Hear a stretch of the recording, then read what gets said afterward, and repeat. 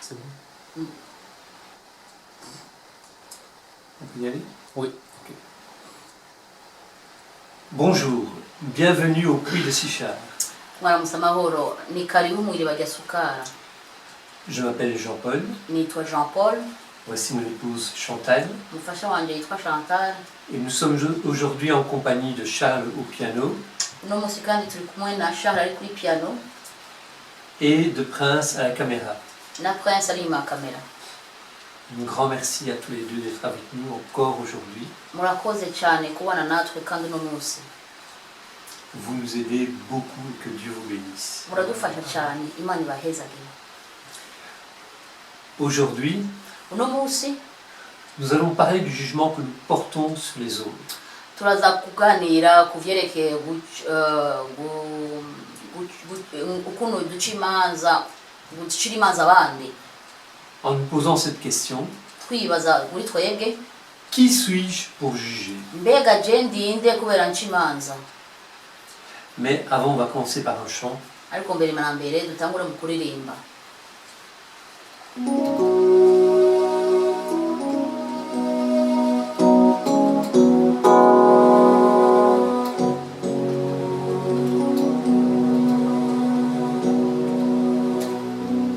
Je veux chanter un chant d'amour pour mon Sauveur, pour toi Jésus. Merci pour ce que tu as fait. Tu es si précieux, Jésus mon Sauveur. Je suis heureux, tu m'as donné ton nom. Oh, je ne veux pas être ailleurs. Je suis heureuse, tu m'as donné ton nom. Oh, je ne veux pas être ailleurs que dans tes bras d'amour, que dans tes bras d'amour, que dans tes bras d'amour, tout près de toi, près de ton cœur, dans tes bras d'amour, que dans tes bras d'amour, que dans tes bras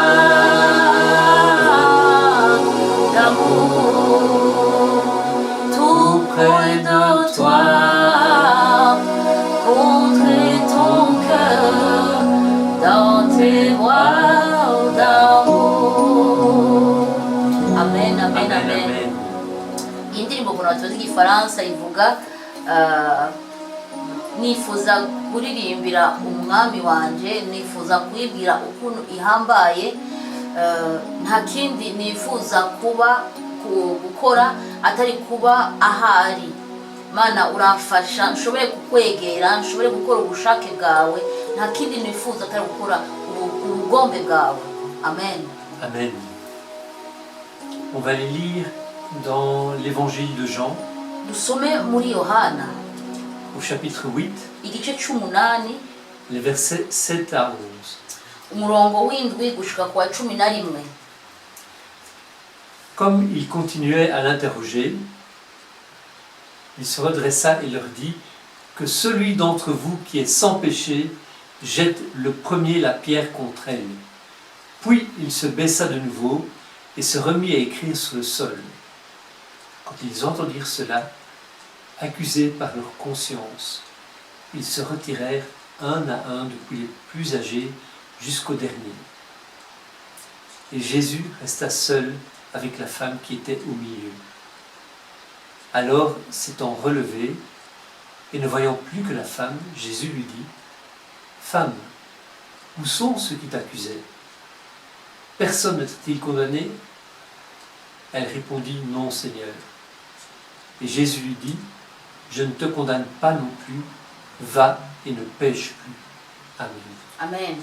Mu Kirundi bavuga muri Yohana 8 umurongo w'indwi gushika kwa 11 ku murongo w'indwi bavuga maze bakomeje kumubaza arunamuka arababwira ati utagira icyaha muri mwebwe nabe ari we abanza kumutera ibuye. Ku 8 bavuga asubira kunama yandika hasi. W'icenda bavuga nabo bavyumvise basohoka isorosoro uhereye kukuze ugashika ku muto. Yesu asigara wenyene, bo na wa mugore yarahagaze hagati. Ku 10 bavuga Yesu yunamutse aramubaza ati yewe mugore, bamwe bakureze bari hehe? Nta numwe aguciriye urubanza? Ku 11 bavuga nawe ati nta numwe mugenzi. Yesu aramubwira ati nanjye singucira urubanza, niwigire guhera ubu ntuzusubire gukora icaha. Amen. Amen. C'est l'histoire de cette femme prise en flagrant délit d'adultère. Namakuru y'uyo mugore bamubona akoze icaha, et que les pharisiens amènent devant Jésus. Hama abafarisayo bamuzanye imbere ya Yesu. Et on peut très bien les imaginer. Turashobora kwibaza neza. Ils amènent devant lui quelqu'un qui doit absolument être condamné. Bazanye imbere yiwe umuntu bari gucira urubanza. Et ils veulent voir comment Jésus va s'en sortir. Bashaka kuraba ingene Yesu azovyitwaramo. Il parle tout le temps d'amour. Mais la loi de Moïse condamne cette femme. Comment Jésus va-t-il concilier les deux?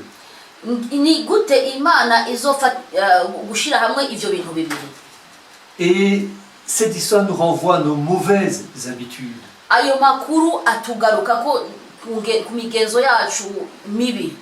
Nous aimons juger.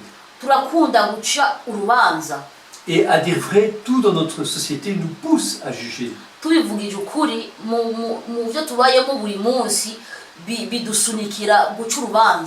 On classe, on évalue, on juge.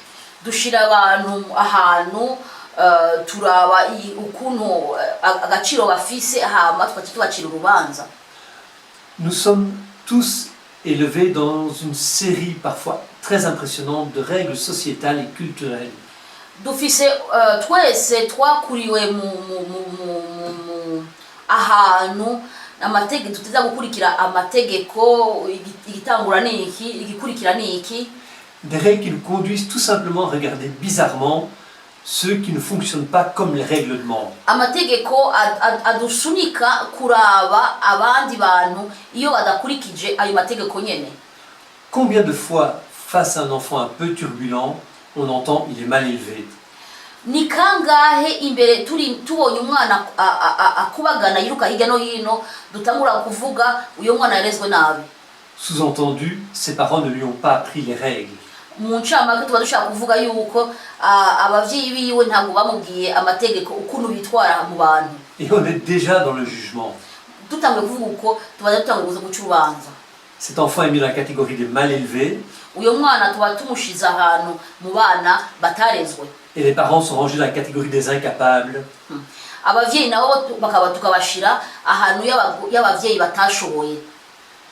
Et ça touche tous les sujets. Celui-là, il n'a pas de manière. Celui-là, il est trop prétentieux. Et ces jugements nous poursuivent. Regardez à l'école, on a des notes qui classent les élèves en bons élèves et les autres en mauvais élèves.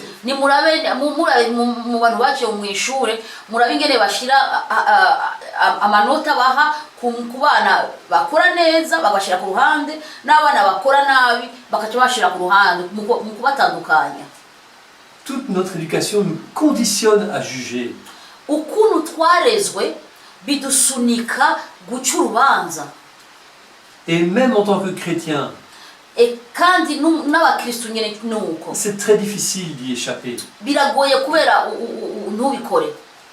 On peut entendre certaines personnes, pasteurs ou chrétiens, Turashobora kumva abantu bamwe bamwe yaba abapasitori cyangwa abakristo parler des bons chrétiens bavuga abakristo hagati na hagati bavuga ngo ni beza, et des mauvais chrétiens. n'abandi bokwita muri bo ko ari abakristo batari beza.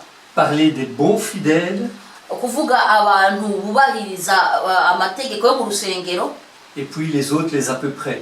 n'abandi utazi neza neza aho bahagaze. Mais Jésus refuse nos condamnations. Yesu aranka ukuntu tuvyitwaramo.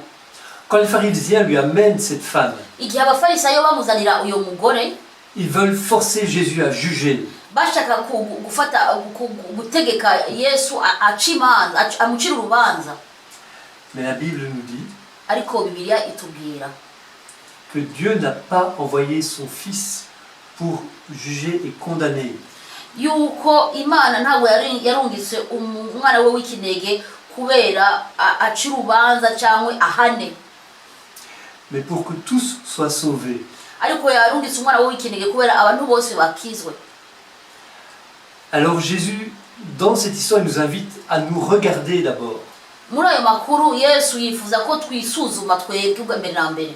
Qui es-tu, toi qui te mets debout pour juger les autres? Mbega wewe urinde kubera uhagarare utangure guca imanza ku bandi? Es-tu sûr d'être assez parfait pour juger? Mbega uratunganye cyane kugira ubacire urubanza? Bien plus, Kirenze ico, Jésus, lui qui est parfait, Yesu we yaratunganye, refuse de juger. ntiyashaka guca urubanza. Moi non plus, je ne te condamne pas. Nanje nta rubanza ndaguciriye. Si nous sommes chrétiens et sauvés, Nimba turi abakristo kandi twarakijijwe, nous savons que Jésus nous a tout pardonné et qu'en lui nous sommes sauvés. turazi neza ko Yesu yatubabariye ibicumuro byacu byose kandi muri we twakijijwe. Non pas parce que nous sommes saints, Atari kubera ngo dutunganye, mais parce que Jésus est saint et qu'il a payé le prix. amen, ariko kubera we atunganye kandi yatanze ikiguzi. Ma sainteté ne vient pas de moi. Ukwezwa kwanje ntabwo biva kuri jewe. Je l'ai reçu de Christ. Ukwera kwanje nabironse ku bwa Kristo. Alors, qui suis-je pour juger mon frère ou ma sœur? None je ndinde kubera nciri rubanza mwene data? Qui suis-je pour juger qui que ce soit? Mbega je ndinde kubera nciri urubanza umuntu wari we wese? Jésus nous envoie annoncer la bonne nouvelle. Yesu aturungika kuvuga gutanga ubutumwa bwiza. Annoncer aux gens qu'ils sont pécheurs, c'est pas une bonne nouvelle. Kugira abantu yuko ari abantu bacumura ntabwo ari inkuru nziza mubabwiye. Ne vous inquiétez pas, ils sont déjà au courant. Ntimugira amakenga, ivyo barabizi deja ko bacumura. La bonne nouvelle, Inkuru nziza wobabwira, c'est que peu importe ce que nous avons fait, nuko ikintu cyo cyose twaba twarakoze, en Jésus nous pouvons être sauvés. amen, muri Yesu turashobora gukizwa. Et si moi je suis sauvé, Nimba jewe narakijijwe, cela vaut pour toute personne qui s'approche de la croix. amen, bisigura ku muntu wari we wese yegeye umusaraba. Peu importe ce que moi Jean-Paul je pense. Ntacyo bitwaye ivyo je ndamwiyumvirako. Malheureusement, nous sommes souvent comme les pharisiens. Ariko ikibabaje nuko twese benshi tumeze kenshi nk'abafarisayo. Et aujourd'hui, je veux te rappeler la phrase de Jésus. Uno munsi ndashaka kwibutsa ijambo Yesu yavuze. Que celui qui n'a jamais péché lui jette la première pierre. Wa mbere ataba yaracumuye abanze abari we amutera ibuye. Amen. Prions. Dusenge. Père très saint, je te demande pardon pour toutes les fois où je juge. Mana ndagusabye ikigongwe igihe cyose naca urubanza. Pour toutes les fois où en pensée ou en parole, je condamne, je juge une personne. Igihe cyose yaba mu vyiyumviro vyanje cyangwa yaba mu ngiro ncira urubanza umuntu. Ce n'est jamais ce n'est malheureusement jamais que le reflet de mon manque d'amour. Ivyo bintu byose vyerekana yuko mfise urukundo ruke muri jewe. Apprends-moi à aimer comme toi tu m'as aimé. Amen. Mana nyigisha gukunda nkuko wewe wankunze. À ne jamais oublier ce que toi tu m'as pardonné. Amen. Kutibagira n'umunsi n'umwe ivyo wewe wambabariye.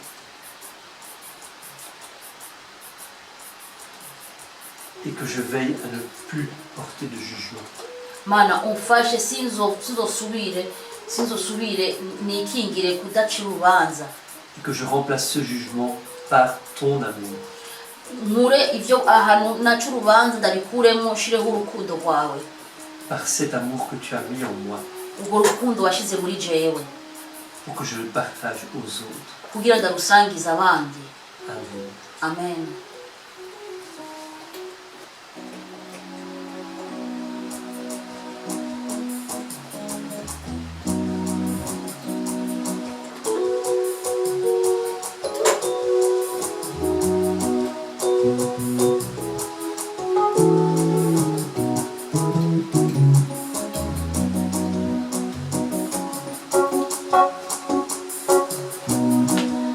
Jambo rirarema, jambo ry'Imana rirarema, ijambo rirarema, jambo ry'Imana rirarema, nagikomeye imbere ye, yahaye izina risumba ayandi.